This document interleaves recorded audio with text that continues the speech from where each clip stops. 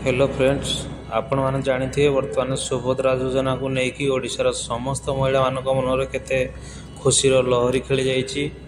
आपण मैंने जानते कि वर्तमान सुधा 60 लाख महिला आवेदन कर सारे।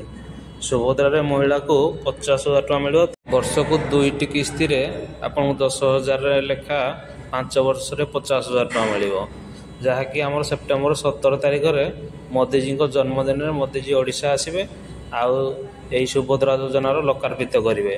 आपन को 17 तारिख में प्रथम किस्ती ही आपन को मिल जाए। गोटे कथा सामना को आसुछि कि समस्त अकाउंट को टंका लेखा आसुछि जो माने सुभद्रा आवेदन करछंती ताहा कोन बर्तमान आपण माने देखुथिबे ए अकाउंट रे 1 टंका क्रेडिट हेछि जहाँकि आमर उपमुख्यमंत्री प्रभाती परिडा को सूचना अनुसार से यही अकाउंट मान जो मैंने आवेदन करछंती से अकाउंट को जांच करछंती जेमति कि सुभद्रा कौन बाट मारणा हम ना आउ समस्त अकाउंट को 1 टंका लेखाएं पकई कि से तार कन्फर्मेशन करुछंती। आपण भावुथिबे कि जहाँ को मेसेज आसीनी से कौन करिवो एथिरे व्यस्त होबार किछि नाही।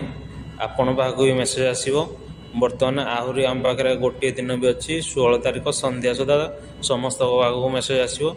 जदि आपको मेसेज आसुनी आपण मैंने जाइकी बैंक रे भी तार स्टेटमेंट बाहर करी चेक करि परिबे न तो बैंक रे प्रिंट करके आपण माने भी देखि परिबे।